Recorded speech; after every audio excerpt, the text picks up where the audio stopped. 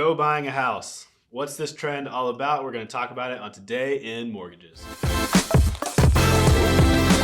Hey, what's up, Dream Makers? Welcome back to the show. We're talking about what's real, what's hype, and what you should actually be paying attention to out there in the world of mortgage and real estate news. And today, I got Rich back in the studio with me today. Again, he stayed here all week, and so we're back talking today about something interesting, Rich. I hadn't heard that this was as big of a deal as it is. I was kind of shocked by it.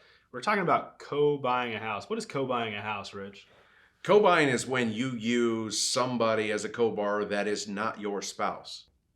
And it's 26% of all purchases in 2023. Yeah, which is a mind-boggling number to me. That's way higher than I would have expected it to be. So what we're looking at is an article. We found it on CNET. The article is titled, "More People Are Co-Buying Homes with Friends, Siblings, or Romantic Partners. Should You?" So, Rich, when we look at that, like you said, it's not someone that they're married to. Maybe it's they're cohabitating with their partner. Fiancés, maybe. But we also, this article kind of goes into some weird scenarios that were unique, but just kind of on a top level, people that they're not married to could be a friend, could be multiple friends, multiple borrowers on the same loan. This one talks about 3 people that went in together to buy a home. In my mind, this is kind of a crazy deal, but Rich, why is it happening? Hey, man, people are crafty. Yeah. Home prices are high. Sure. Affordability is rough. You have to make, as a single buyer, you have to make a pretty good amount of money to be able to afford a home today. Yeah. And so buyers are getting crafty. They're getting where they're making investments with their friends into housing. And, there are a lot of pros to that approach, right? You're qualifying with combined income, you're qualifying with combined assets. So the down payment and the qualifications are a little bit easier. The income is easier because there's more of it, 3 or 4 borrowers.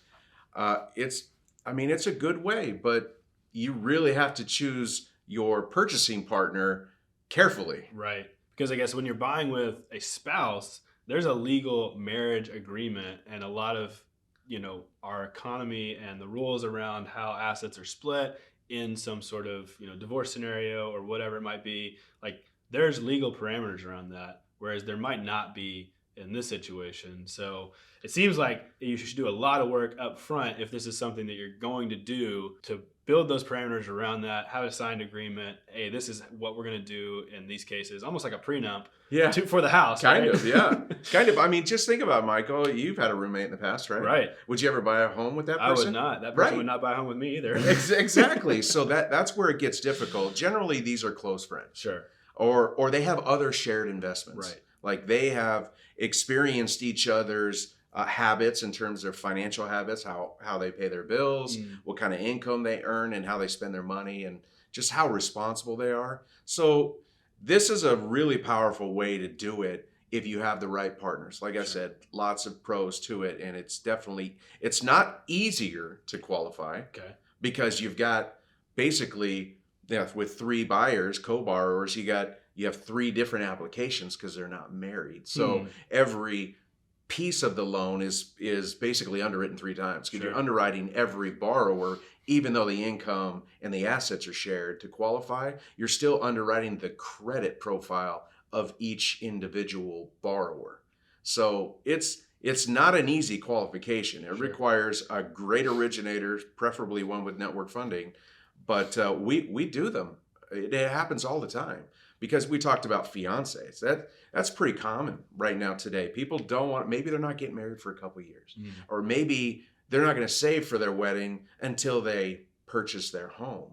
So they're often doing it. We see it all the time. It's just, you got to understand your co-borrower. Right. You really have to have a personal relationship. Yeah. And because things happen. Jobs are lost. And that could affect everybody. Because keep in mind, just because you're a co-borrower on the loan doesn't mean you're just as accountable to all the other borrowers and to the mortgage. Right. Right? Because it reports to all 3 of your credit reports. So how many times did a roommate not have enough to make their half of the rent? Right. This is really different because that means if one can't do it for whatever job law, then the other 2 have to pick up the pieces and make the payment because one late pay reports to all the credit reports. Right. So it's very important to choose your partner, but it is a very crafty way to get it done today. Super interesting. I didn't realize that it makes sense that you would have to underwrite each one of those and consider each one's credit. And obviously, like you said, some of the advantages, even in a marriage situation, two incomes better than one, right? You got two people making Sure. money, you have more assets to buy the house. Put 3-4 borrowers on a loan, then you can qualify for more. But to your point, there's a lot of risk there. Not only losing a job, but hey, I got a new job in a different city and I want to move, right? Right. So if someone were to do this, I would assume that kind of the best way to get out of that later is to refinance under someone else or just sell the house. Yeah, sell or refinance. Hopefully, one of the other partners in the transaction can qualify for a refinance on their own. Otherwise, you're going to sell the property. Yeah, and I think maybe as professionals, the way we can look at this is just saying, hey, if this situation comes up, like be able to speak to, hey, I want to be the professional here and guiding you through not only the loan process, but hey, what's the consequences and the agreement so that hopefully we can, maintain that relationship no matter what happens in the future. Hopefully it'll be a great experience, but And most are. Right. It's just you have to go into it prepared. In fact, this article talks about, they have recommendations to seek an attorney. Sure. Because you wouldn't open a business with 3 partners without an attorney involved to identify exactly who's accountable and responsible and what happens in those events, because that attorney would draw it out. So you have a plan. Yeah. There's agreements up front if one should fail, you definitely want to consult an attorney just to make an arrangement should the worst case situations happen later in the process. Yeah, and that can be an awkward conversation, but if you're entering into that agreement, just like you said, with a business partner, those things need to happen on the front end so that we can know how we're going to respond in the future. And so as professionals, obviously, they're going to need to seek that legal advice as well, but you can kind of guide them on how to approach that and be not only the professional is going to get them into the house, but it's going to create a positive future moving forward and be that, coach to them and provide that extra value, because, that's what's going far right now in such a competitive market, is just being the pro that can give pro advice. Yeah. And we do plenty of those at Network Funding. Yeah. And so we have experience with them. So just, I would reach out to one of our originators so they know how to get them done. They do them, and just be careful. Yeah. Choose your partner carefully. Yeah. We always say, your home purchase, no matter who you are, is going to be one of the biggest purchases you make in your life. And so you don't want to go into that in any situation without having thought through everything. Yeah. And so this is just adding another layer on that.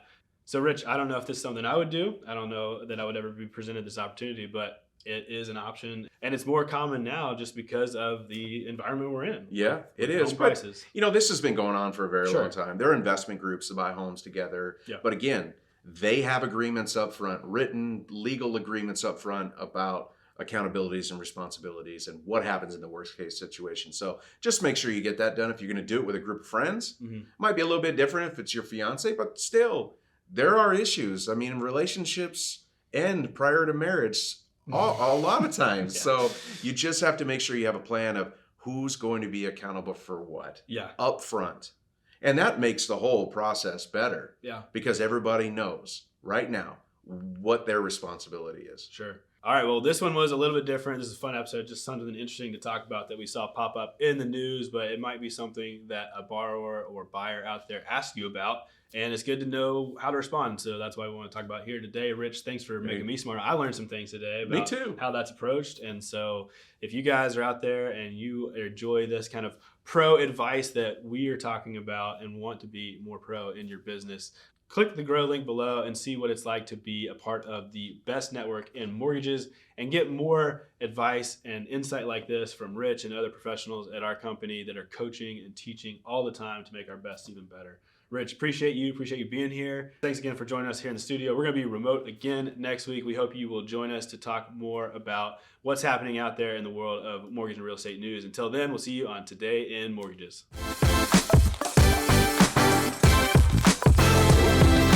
Today Mortgages is produced by Network Funding LP, which is an equal housing lender, NMLS 2297. The content of this program is meant to be a commentary on mortgage and real estate news, and any discussion of rates and/or products should not be taken as an individual mortgage or home buying advice or pricing estimates. and any commentary on this show should not be considered a promise to make a loan. All applicants for a loan must qualify, and you should consult a professional regarding your individual loan scenarios for your financial situation. Visit our website at nflp.com/licenses for all state licensing and other legal information.